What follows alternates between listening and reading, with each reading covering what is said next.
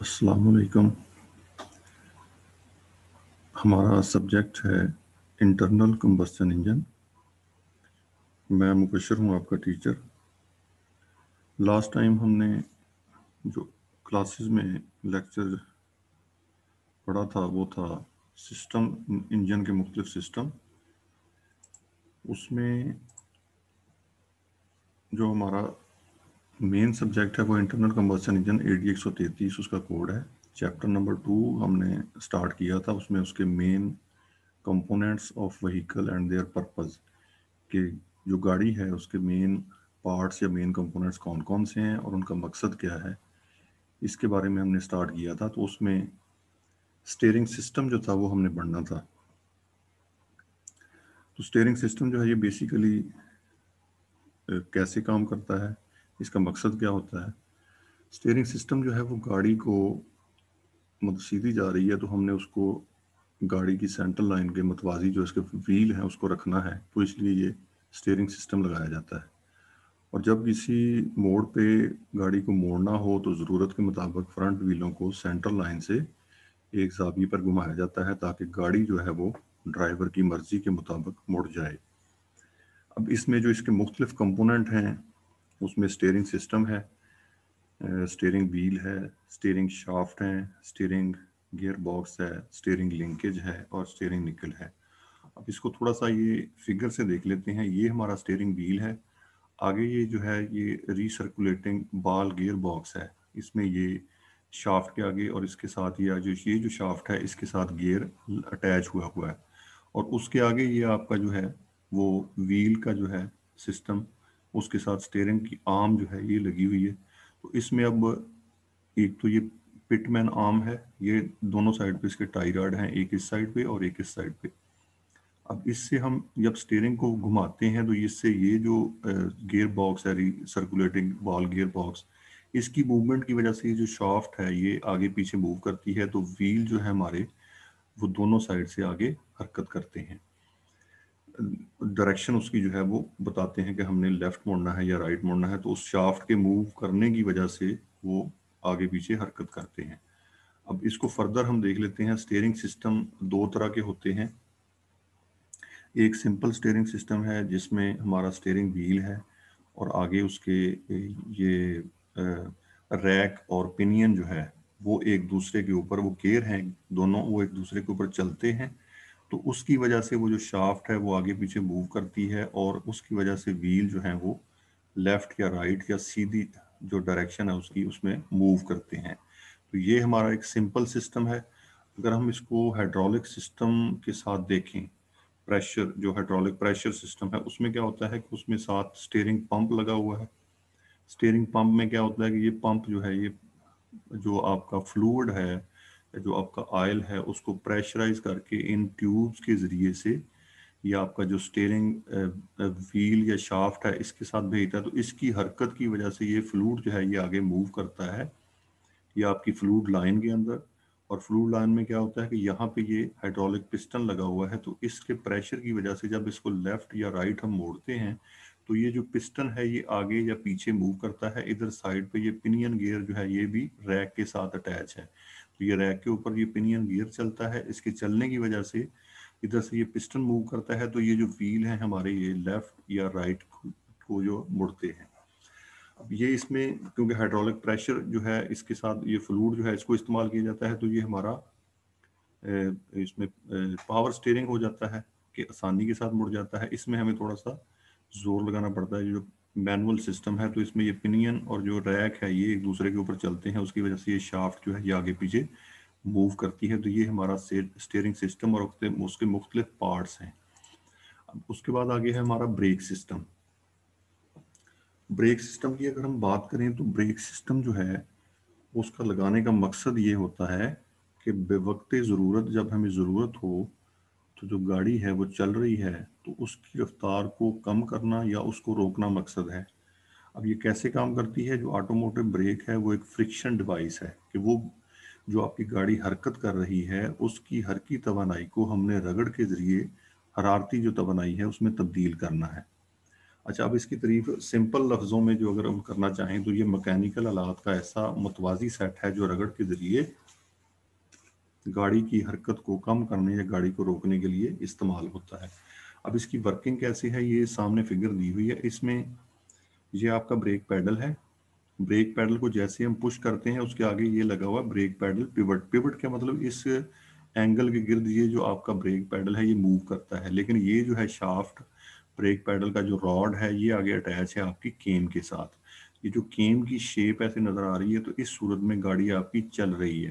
लेकिन जैसे हम इसको पैडल को पुश करेंगे तो ये जो केम है ये मूव होने की वजह से इस साइड से दोनों जो शूज़ हैं, ब्रेक शूज़, ये अंदर जो लगे हुए हैं ये आपके ब्रेक शूज़ हैं। ये आपका ड्रम है, ड्रम के अंदर ये ब्रेक शूज़ लगे हुए हैं। तो जैसे ये केम मूव करती है तो मूव होने की वजह से ये जो ड्रम है इसके साथ ये जो ब्रेक शूज़ हैं ये फ्रिक्शन की वजह से उस ड्रम की जो मूवमेंट है या जो उसकी हरकत है उसको रोक देते हैं या उसको कम कर देते हैं। तो इस तरह ये काम आपकी ब्रेक जो है ये करती है। अच्छा, अब उसके आगे जो ब्रेक सिस्टम है दो तरह के हैं।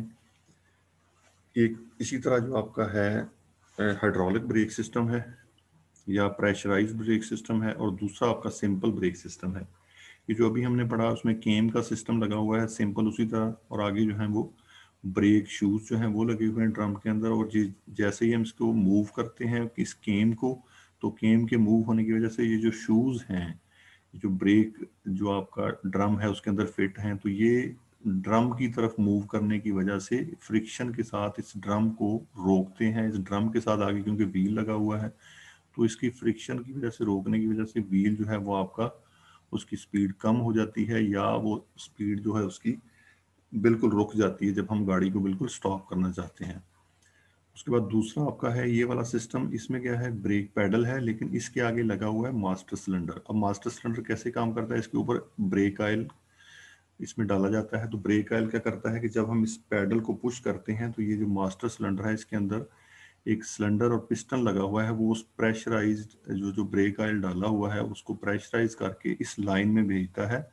ये जो आपकी ब्रेक लाइन है, तो यहाँ से आगे ये आपके पैड लगे हुए हैं और वो पैड के साथ भी पीछे एक पिस्टन छोटा लगा हुआ है जो इस ब्रेक ऑयल के पुश करने की वजह से प्रेशराइज जब वो पिस्टन को मूव करता है तो उसकी वजह से ये पैड जो है ये आपकी डिस्क, ये डिस्क के दोनों तरफ लगे हुए हैं पैड, तो दोनों तरफ से वो उसको दबाते हैं। तो उसकी फ्रिक्शन की वजह से, उन पैड को दबाने की वजह से ये जो डिस्क है, ये रूटर है, ये आपका इसकी स्पीड कम हो जाती है। इसके साथ आगे जो है आपका सिस्टम लगा हुआ है व्हील का। तो इस तरह जब वो डिस्क की स्पीड कम होती है तो जाहिर बात है व्हील जो है उसकी स्पीड भी कम हो जाती है। तो इस तरह ये जो आपका ब्रेक, डिस्क ब्रेक जो है वो ऐसे काम करता है। ये आपका ड्रम ब्रेक सिस्टम है। ये दोनों, ये मैकेनिकल इसको कह लें, ये आपका हाइड्रोलिक है। तो इसमें हम प्रेशराइज जो है वो ब्रेक ऑयल जो है वो इस्तेमाल करते हैं इसको डिस्क को रोकने के लिए। तो डिस्क के आगे व्हील लगा हुआ तो उससे स्पीड कम हो जाती है या उसकी स्पीड रुक जाती है। तो ये दो किस्म के जो हैं सिस्टम ये इस्तेमाल होते हैं। उसके बाद आगे है हमारा external and internal combustion engine. ये मैंने पहले आपको बताया था कि ये जो दोनों में फ़र्क क्या है कि जो एक्सटर्नल कंबस्शन इंजन है उसमें फ्यूल को हम इंजन से बाहर जलाते हैं। उस फ्यूल को जलाने की वजह से वो जो पानी है, पानी से गैस या स्टीम बनाई जाती है। वो स्टीम जो है वो प्रेशर एक्सर्ट करती है इस पिस्टन के ऊपर। यहाँ से स्टीम बन के आती है, इस पिस्टन के अंदर प्रेशर एक्सर्ट करती है। तो इसकी वजह से प्रेशर, ये जो पिस्टन है ये इसके अंदर ऐसे आगे पीछे मूव करता है। तो उसकी वजह से ये आपकी क्रैंक शाफ्ट है, क्रैंक शाफ्ट आपकी व्हील के साथ जुड़ी हुई है। तो ये आपका कनेक्टिंग रॉड है। तो यहाँ से ये जो पावर है ये मुंतकिल होती है व्हील को। तो व्हील जो है ये दोनों आपस में अटैच हैं। तो यहाँ से ये आपके ड्रिवन व्हील है, ये ड्राइवर व्हील है, ये ड्रिवन व्हील है, ये आपके ड्राइवर व्हील है। तो ये इसको गाड़ी को आगे की तरफ मूव करते हैं। तो ये पिस्टन इसके अंदर टू एंड फ्रू आगे और पीछे इसमें मूव करता है। तो इसकी वजह से हमारा जो इंजन है वो चलता है। तो इसमें क्या है, फ्यूल को हम इंजन से बाहर जलाते हैं, तो इसलिए इसको एक्सटर्नल कंबस्शन इंजन कहते हैं। जो बैरूनी तरह के इंजन, जैसे स्टीम इंजन भी कहते हैं, ऐसा इंजन है जिसमें इंजन से बाहर जो है फ्यूल की मदद से पानी को गर्म करते हैं और इस नतीजे में पैदा होने वाली स्टीम को सिलेंडर में दाखिल किया जाता है ताकि स्टीम जो है उससे प्रेशर से पिस्टन को नीचे की तरफ धकेल कर पावर हासिल की जाए। तो ये हमारा एक्सटर्नल कंबस्शन इंजन है। और जो इंटरनल कंबस्शन इंजन है उसमें क्या होता है कि उसमें जो फ्यूल के जलने का अमल है वो इंजन के अंदर ही वकूअ पजीर होता है, और उसी में वो हमें जो है वो पावर हमें क्रैंक शाफ्ट के ऊपर मिलती है, और फिर आगे फर्दर उसको हम इस्तेमाल करते हैं ट्रांसमिशन के थ्रू। तो ऐसा इंजन जिसमें इख्तराक का अमल जो है वो इंजन सिलेंडर के अंदर ही वाक़ हो, अंदरूनी इख्तराकी इंजन कहलाता है। अंदरूनी इख्तराकी इंजन में सिलेंडर के अंदर एयर फ्यूल को हम दाखिल करते हैं।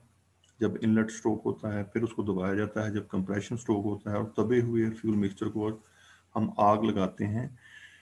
जो हमारा पावर स्ट्रोक है और जिससे प्रेशर पैदा होता है, जो पिस्टन के ऊपर उसको धकेलता है नीचे की तरफ, जिससे पावर हासिल होती है। और जो आखिरी स्ट्रोक है उसमें वो एग्जॉस्ट जो गैसेस बनी हुई हैं वो एग्जॉस्ट जो आपका है उसमें से एग्जॉस्ट वाल में से बाहर निकल जाती हैं।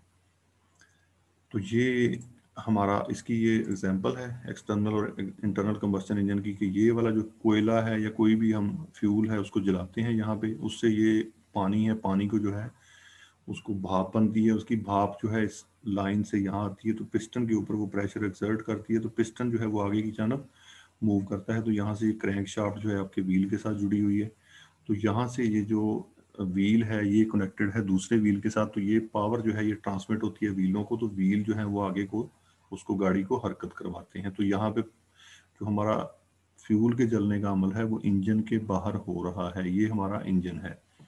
इसी तरह ये है एक्सटर्नल कंबस्शन इंजन। पर इंटरनल कंबस्शन इंजन की बात करते हैं तो ये जो नीले कलर का दिखाया हुआ है ये आपका इनलेट वाल है, जो रेड कलर में दिखाया हुआ है ये एग्जॉस्ट वाल है, उसको ई से जार किया है और उसको आई से किया हुआ है। तो जब ये इनलेट वाल खुलता है तो इसमें एयर फ्यूल मिक्सचर जो है वो सिलेंडर के अंदर हम भरते हैं, तो सिलेंडर जो है वो टॉप डेड सेंटर से बॉटम डेड सेंटर की तरफ मूव करता है।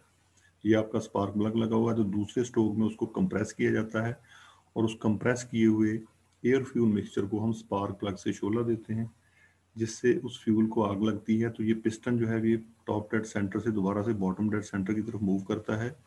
वो जो गैसें हैं वो जलने की वजह से प्रेशर जो है वो इस पिस्टन के ऊपर डालती हैं, तो पिस्टन नीचे की तरफ मूव करता है।